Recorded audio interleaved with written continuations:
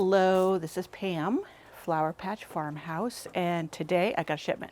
I wasn't going to do a video today, and this shipment came in, and I thought it would be a perfect time to do a video for you. I had to hop in and go ahead and get this planted because it's a bare root rose, and I didn't want to leave it in the box and container. Now this is the box. It came in right here. Just scared my kitties. And it was very well packaged. And then I have it, let me move this box now. I got this from Jackson and Perkins, for these. I actually have two roses here. This right here, let me make sure I'm in the camera. So this right here is the tree rose. I have it, the roots soaking, so it can be, make sure it's super hydrated. And the other little one here is in here too, hydrating. Some of the roots are sticking out. But anyway, so this is Rose Iceberg and Burgundy Iceberg. So there's two different ones grafted onto the rootstock here. One on each side. You can see where the grafts are. So this should be really pretty. Now I've gotten a large pot ready. I've got a little bit of compost down in here. That's some of my homemade compost. And then I have some potting soil here ready to go in when I put the rose down in here. I probably will put a little more compost in there. I'm going to take this out of the water and see. Yeah, I can put probably 3 or 4 more inches. And I'm going to cut back some of these longer roots. It will not hurt it at all. The feeder roots are all these little ones. So cutting that off, I don't know if you can see this little spot right here. You see that white spot? I might have to zoom in for you right there. That was some growth that was starting. It was starting already to shoot up suckers, which is the same plant. It was shooting up canes of the, whatever the rootstock is. Probably a lot of times it's dock something. I can't remember. But you don't want that to happen. So I pinched them off, rubbed them off, made sure there was no more.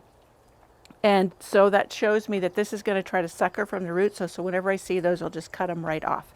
But I don't want this in the pot very far because the graft is up here. I'm not worried about protecting the graft. This rootstock, so I need to fill up some more, probably halfway full in my pot. Let me see if I can show you that. Anyway, so if I have it up here, you can see how much more dirt needs to go in there. At least I hope you can see. Okay, so I'm going to put this back into the water. Keep hydrating, and I'll get my clippers, and I'll get ready to plant it in the pot. So I'll fill this some more. All right, let me go get that done. So I got my pot filled up probably 3/4 of the way full because this does not need to go deep. And I want the roots to go down and have room. This is a fairly large pot. I get larger pots for roses so that they have room to grow and spread their roots. And that way they just do better in larger pots. This, I'm putting this in a pot rather than in the ground. Number one, there's snow on the ground.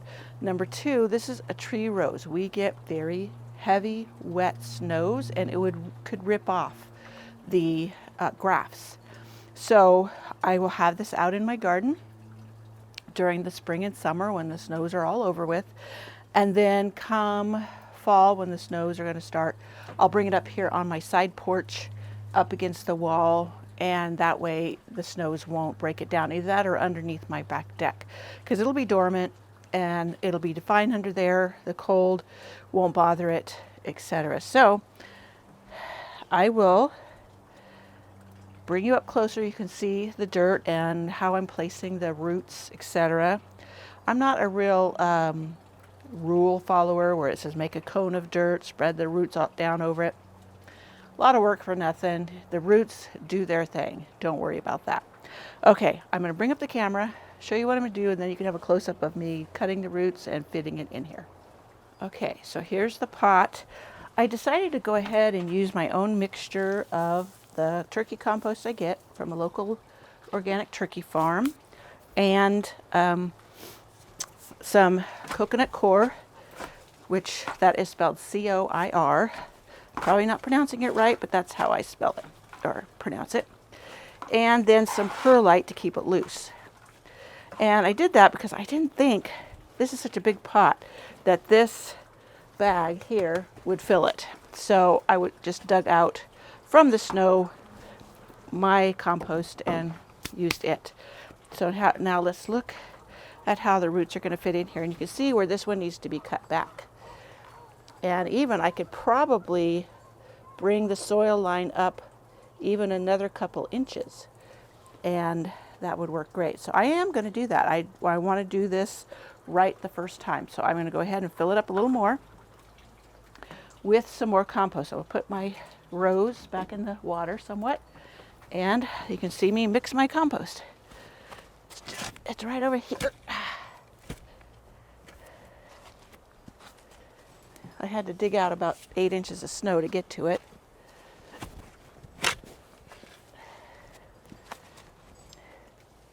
Now this is a big raised bed that I had put garden debris in, as well as the turkey compost that I got, and it has mulched or composted down to this gorgeous black soil. And the gray you see in it is a little bit of ashes, wood ashes I added as well. So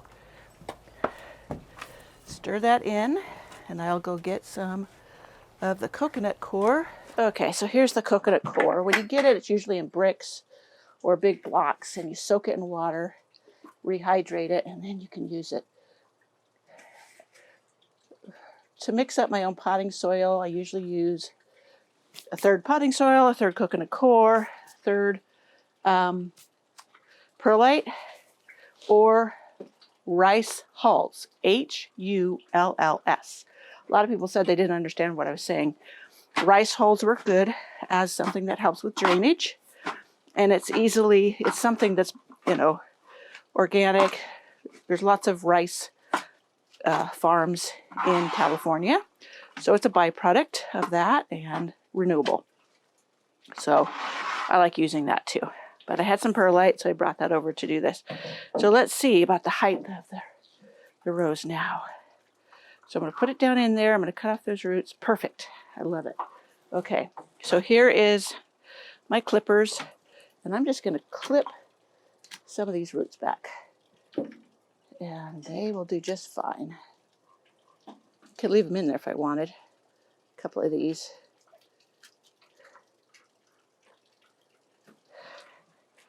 And I'm going to kind of make it center. And now I will add the EB stone. And I need a third hand because I need somebody to hold my rows. So let me put a stick in here. See if that'll hold it. If I put it deep enough, I guess it will. Okay, now I need to open my potting soil.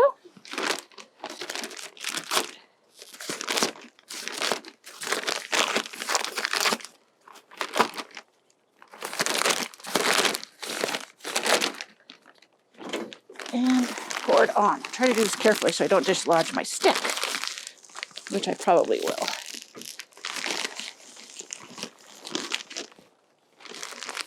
So, pour it on. Come on, baby, pour.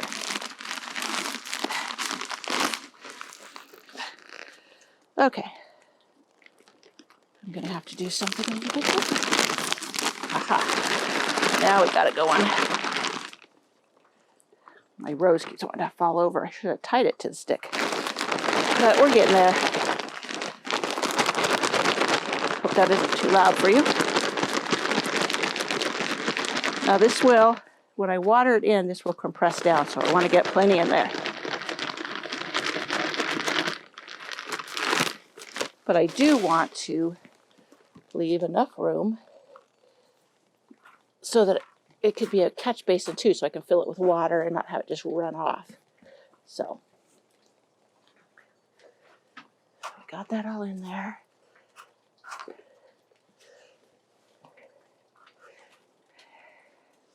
And you know what? I think I'm going to leave the stick and tie up my rows until it is in there solid and I've watered it well. And I'll just get a pantyhose strip and tie it to it. So let me go get one of those and we will get her done. So here's my pantyhose strips. I like using these because they are stretchy, but they will hold firmly. And then they turn a nice, pretty, they age to a green that just kind of blends in with things. But they also cut off very easily, and it's a great way to recycle used pantyhose.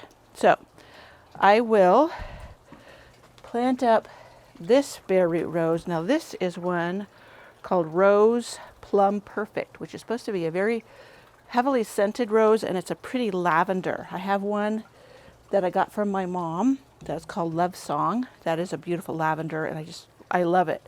And when I saw this one, I thought this would be a perfect complement for it. So there you have how to plant a bare root tree rose on the fly.